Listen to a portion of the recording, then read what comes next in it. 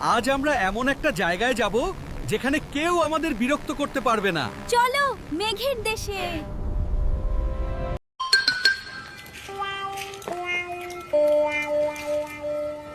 উফ, কি গরম!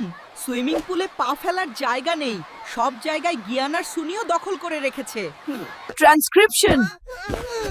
ডোরেমন, আমাকে এমন কোনো জায়গায় নিয়ে চলো যেখানে আমি শান্তিতে খেলতে পারবো।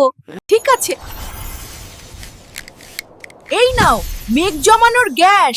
এটা দিয়ে আমরা মেঘের ওপর হাঁটতে পারবো। ট্রান্সক্রিপশন।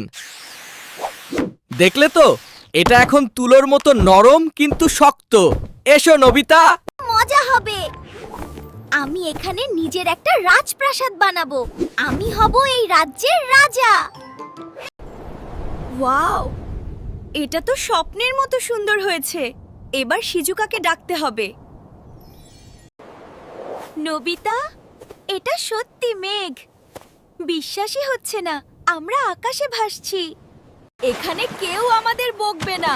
ইচ্ছে মতো সাঁতার কাটো আর খেলা করো। ওই দেখ, নবিতা আমাদের ছাড়া মজা করছে। সুনিও, আমাদেরও ওখানে যেতে হবে। দাঁড়া নোবিতা, আজ এই মেঘের রাজ্য আমি দখল করব। আমি এখানকার রাজা হব। ট্রান্সক্রিপশন। এই রাজ্য এখন আমার।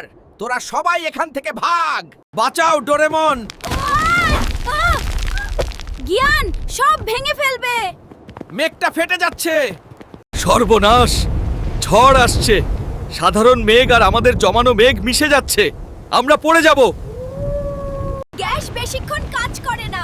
মেঘ গলে বৃষ্টি হয়ে যাচ্ছে। পালাও সবাই।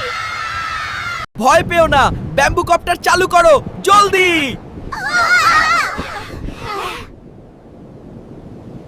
ট্রান্সক্রিপশন।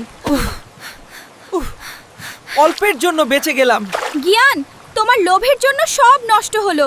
Sorry Nobita. আসলে আমি মেঘের ওপর একটু খেলতে চেয়েছিলাম।